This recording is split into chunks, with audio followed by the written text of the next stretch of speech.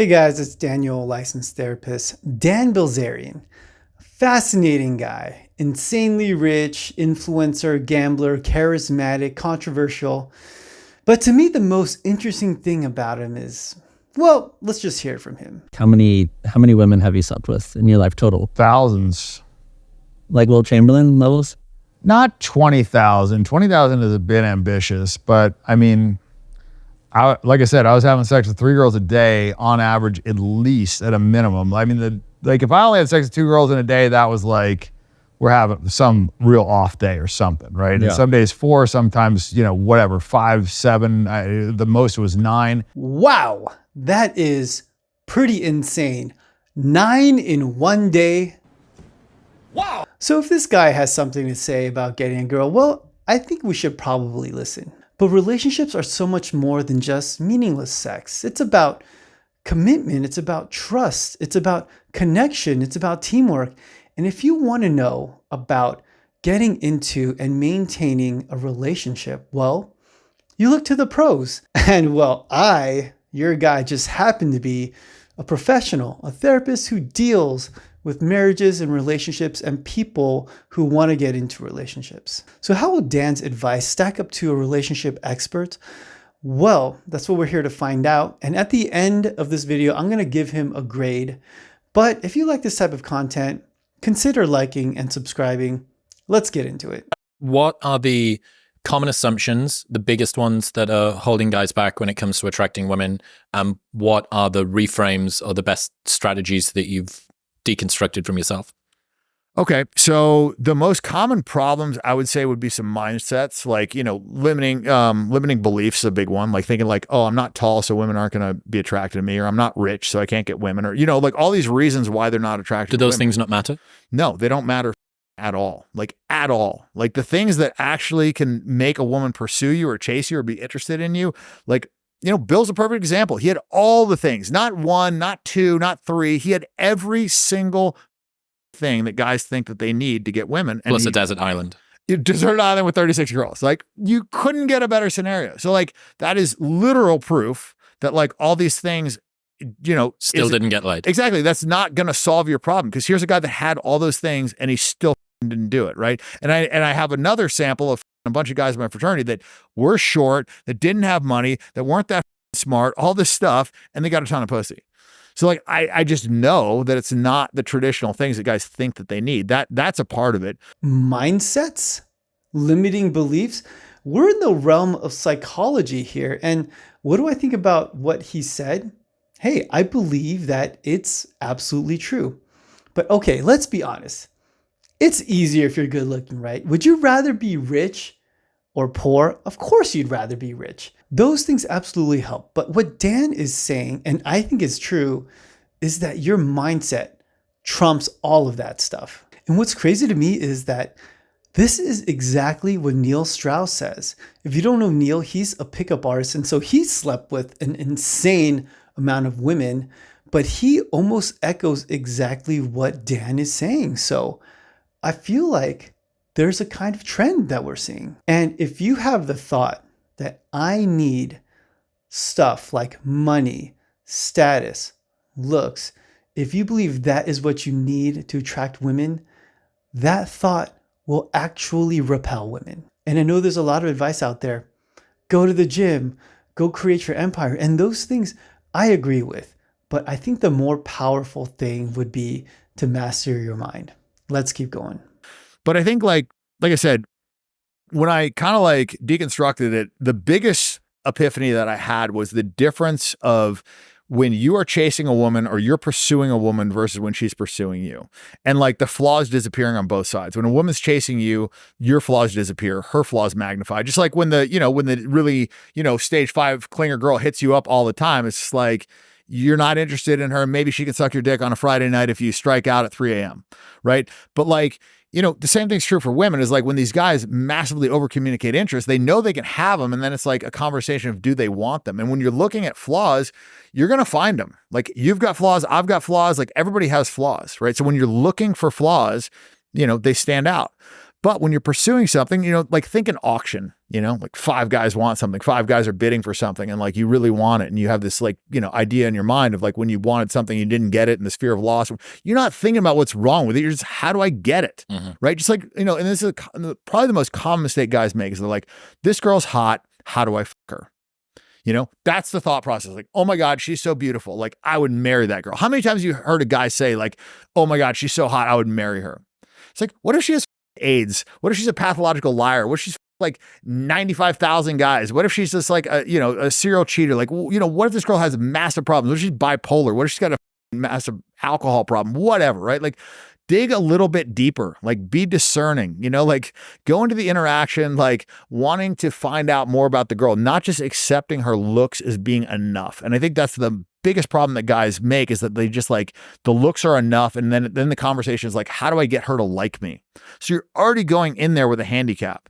Like when a salesman comes in, like he's already coming in from a handicap, versus like when somebody goes into the store because they need milk, they just go to the aisle, they find the milk and they buy it. Versus if you show up at the door and you try and sell them milk, then be like, oh, well, who is this guy? Is the milk old? Can I trust this? You know what I mean? Like the difference, like when you want something, it's just like, how do I get it? It's not, the same conversation. And so that would be the biggest thing. So I don't follow Dan, and I'm not a huge consumer of his content, but is this guy a genius or something? Because he pretty masterfully describes infatuation. And infatuation is a huge driver of what we call the chase. And exactly like Dan says, infatuation will cause you to minimize all those negative traits, and it explodes and blows up all those positive traits. And so basically what we're having is putting on those rosy colored glasses. But he's absolutely right. What if she has AIDS? What if she is absolutely nuts? You didn't even consider that, but it's going to make your life very, very difficult. And so you went on a chase and you caught it. But do you even want the thing that you caught? But what Dan is saying is focusing too much on the chase can work against you. And I agree to that to some extent, but I think that there's something else going on. Therapists know that one of the most important things in relationships is commitment. And 2 people need to be equally committed in a relationship in order to have a good one. So when we have 2 people that are not equally committed, then we have a problem. In fact, I think that leads to what I feel like is the number one repellent of women, which is insecurity and desperation. So if you're focused too much on the chase, it could really seem like you're desperate or you're insecure. And once a woman smells insecurity, it's pretty much over. And I figured that out because I had a big sample size of girls that wanted to fuck me that I screwed it up with, and a big sample size of girls that wanted to fuck me that I also had sex with. And I think that's like, look, in an experiment, you have to have the control group. Right? Most guys do not have the control group. Like I literally had girls sending me butt naked photos on Instagram. I want to you. And I screwed it up with those girls. So I'm just saying, like, only in like cross comparing what worked and what didn't work with 2 sample sizes of girls that both wanted to sleep with me could I figure it out. Given that you're the same guy to both of them. Bro, did this guy just say experiment, sample size, and control group? This is starting to sound like real scientific research and data. As someone who's well-versed in research and statistics, I'm kind of looking at Dan here and saying, hey, this is actually a wealth of information. I'm like, give this guy a PhD scholarship and some research grants ASAP. Exactly. Because like, there's girls that just like wouldn't want to sleep with me because I'm Armenian or I have a shitty haircut or whatever, right? Like there's going to be girls that just like wouldn't fuck me, period. So because I had that sample that I knew that they wanted to sleep with me and I screwed it up, I was able to like figure out the things that I was doing wrong. And like one of the big things that I was doing wrong was like I was over communicating interest. I would have problems with the girls that I was like, oh damn, like this girl's hot, she's different, or like, or I really like her or whatever. And my approach would change. And because my approach would change, my results would change. What about the sort of treat them mean to keep them keen / not signaling sufficient interest that that girl doesn't actually end up responding to you at all? I think, well, he's not interested, so this doesn't go anywhere. So I wouldn't say treat them mean. I would say change your default setting from nice to challenging. because like a lot of these guys, like they aren't really nice guys. Like, oh, like, I just want to be, it's like, you're not that nice to the fat chick. You're not that nice to the janitor. You're nice to this girl because you want to her, so like this whole idea of like, oh, I'm just being myself, or like, that's another one. It's like, I just want to be myself. Like I want her to like me for me. And it's like, okay, well, there's different versions of you. There's a version of you in an Armani suit. There's a version of you dressed like shit. There's a version of you where you like take care of your diet and work out and like, work at your job. And there's a version of you that just like succumbs to every one of your impulses. Like, like I drive by McDonald's and like, I just want to eat fries, but I don't, like I want to have Snickers all day, but I don't, like you can make yourself better. And I think, a lot of guys don't do that. Like a lot of guys are just like, I want a girl to like me for me. Did this guy just articulate object relations theory and family systems theory?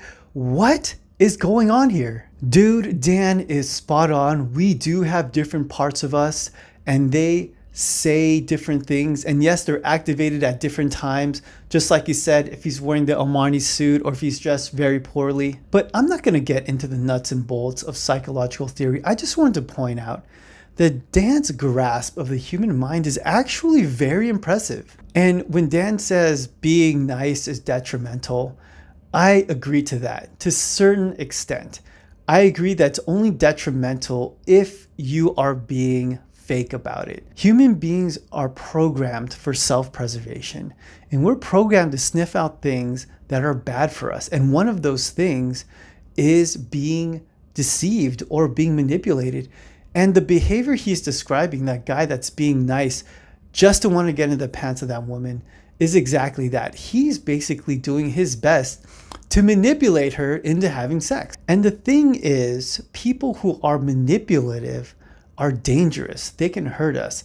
So it's a huge turnoff. So get tactical for a moment with regards to guy has girl that he thinks she's hot, she's interesting, I want to pursue her. What is a better tactical way of moving toward that? What should they do? Well, I mean, I would not start the interaction by over communicating interest, number one. So I would go up and, have a conversation with her. I mean, I've asked girls crazy stuff. I take like a pretty extreme approach, and I wouldn't recommend this for, all guys, but like I'll ask girls crazy questions. Like me and my buddy were having a conversation the other day, and like he was like, I think I was arguing that I think you have a lower chance of getting a serious rejection if you put a girl's hand on your dick than if you go for a kiss. And this is after a girl's into you and like you guys have been on a date or whatever, and there's like, some chemistry, whatever. And he was like, you're out of your mind, like this, that, and the other. And I was like, okay, well, let's ask some girls. So like, I just would go up to a girl and I'd be like, hey, like this is the question. Like, I wouldn't frame like who was on which side, but like they wanted an answer. So they gave their answer. And now all of a sudden we're in a sexual conversation with a girl where I haven't communicated any interest to her at all. And I've almost like disqualified her because I'm asking her this question that like usually wouldn't ask. Not about you. Exactly. You wouldn't ask a girl that you're trying to like hook up with because it's like a crazy question too. Yep. And so I'm not saying that would be, the optimal approach, but I'm just saying like that's something that like most guys wouldn't think to do, but that it's more successful than going up, over communicating interest, putting a girl in a position where like she has to decide like accept or reject. And usually when they're like forced to accept or reject, usually reject is the default. And if it's not, then they're probably a whore if they just like accept every guy that comes up to them. So this really highlights a concept that I use all the time with my clients, which is focus. The human brain is a computer and we only have a certain amount of RAM. And so we can only focus on one thing at a time. And typically when guys have difficulty talking to girls, it's because they're hyper-focused on themselves and what they appear to the other person. How are they being perceived? Is my hair nice? Is my shirt nice? Does she like what I'm saying? And that overloads your system and you can't simply be present. And I feel like what Dan is saying is there's another focus, not just yourself, but something else that can be detrimental. And that is the hyper focus on the chase or the catch. And I think we can see how that can hurt you. And I actually love Dan's example. It's a real life example he had of using this very strange question to start up a conversation. This is great because it takes the focus off of yourself. This takes the focus off of you trying to chase this person, and it just puts the focus on a conversation. And what's a conversation? It's you just being present and making a connection with somebody, a genuine connection. It's not threatening. and it's not a sale, like you said. And at the end of the day, the goal is just to not be nervous. It's just to be yourself. It's just to be genuine and facilitate, like I said, a conversation or a connection. And I feel like what Dan is proposing would do that pretty perfectly. This is your chasing versus choosing paradigm. Well, yeah. So, get into the interaction. And, the caveat to that is like, what you say to a girl isn't necessarily how important as like how you say it. So you could go up and say some really stupid shit to open the conversation. It doesn't really matter. Like, as long as you get in there without massively over communicating interest. Right. And then I would say be discerning, be challenging, like, ask questions, dig deeper, get a little bit of information about her, Neil Strauss had a good one when he was on with Jessica Alba, and he said, looks are common in LA. Aside from your looks, like, what would your friends say are the three, best qualities about you? And like in that one question, he immediately like pulled away her looks, which was like one of her strongest attributes. Like nobody give a fuck about Jessica Alba if she's ugly, right? So it's literally like her superpower. He just sucked it right out of the conversation. He's also digging deeper. And now he's got her in a position of like qualifying herself to him and selling herself to him. She's telling him why she's good, And so that would be a much better start of an interaction than like, I think you're so beautiful. Like, I just had to come over here and, and by the way, I'm a doctor, and I drive a Lamborghini and like all this bullshit. The guys like, they try and brag about themselves. They're doing all these things. And the girl's just like in a position of like, okay, like, do I want this? That's the conversation usually between guys and girls is like, the girl's like, okay, do I want this guy? It's like playing poker and the guys just like turn over their cards.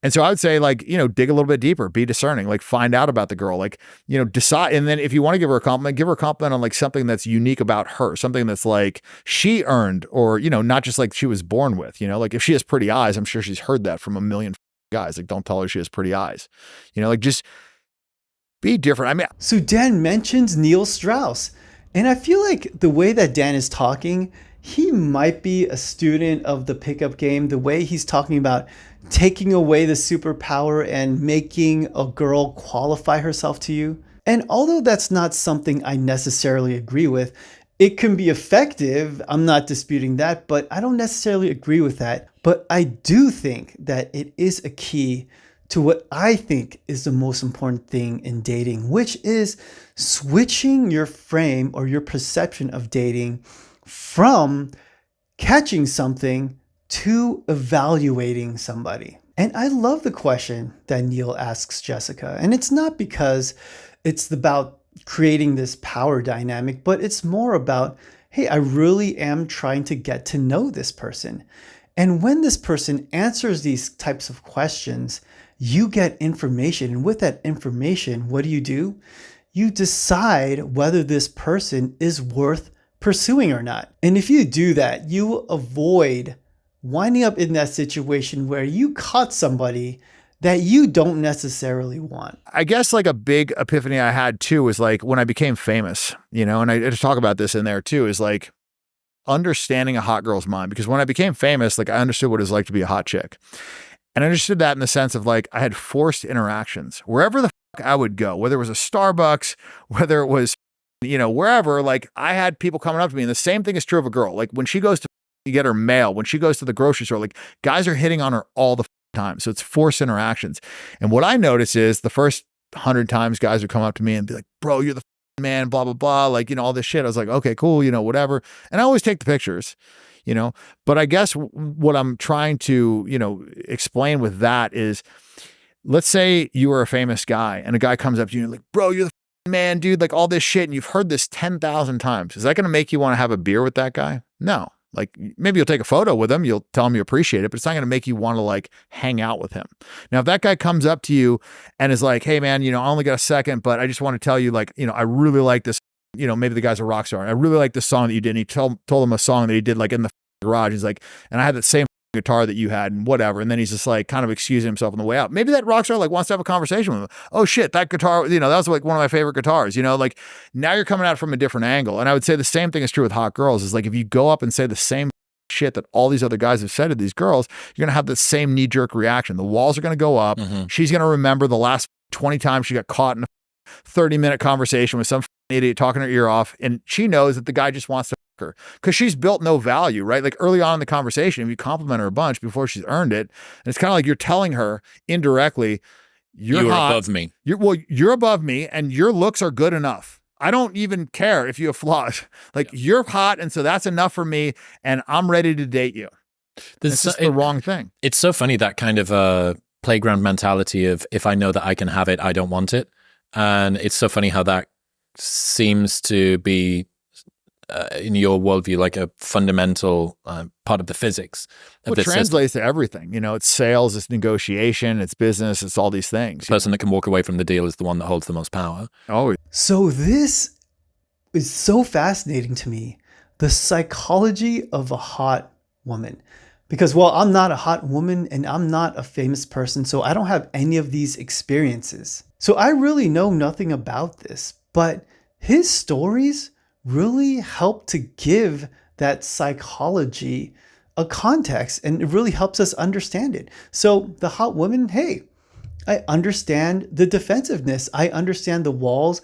I understand the desensitization to the compliments. And so I think his approach is actually quite brilliant. So my big takeaway from that is, hey, just be yourself. Be confident. And if you want to break through all of that noise that hot women hear, you need to facilitate a very genuine interaction, in which I would say isn't always possible, but that's probably your best chance. That being said, what grade would I give Dan in his advice? I would give him a solid B, maybe a B plus. Wait a second, Daniel. Didn't you call this guy a genius? Didn't you say that he's brilliant? Didn't you agree with basically everything that he said? And yes, I did. But there was one thought, a nagging thought that was in my mind the whole time I was watching his advice. And that is, his advice and his experience and his data only applies to a very specific woman. You have to be a very specific type of girl if you're going to sleep with Dan, knowing full well that he's probably not even going to remember your name. And in my opinion, that type of girl is not your everyday girl. In fact, guys, I would say that's the type of girl you probably want to avoid if you want a long, successful relationship. And I think that you can do that through a very good evaluation process. And I know that it's easier said than done, but hey, I believe that those girls are out there. Overall, I'm actually pretty surprised I agreed with Dan this much. And I actually think that he's a very impressive person when it comes to his dating advice and his understanding of guys and their psychology. If you agree or disagree, leave it in the comments down there. And if there's anything you want me to react to, leave it in the comments down there. I appreciate you watching, guys. You're amazing. I'll see you next time.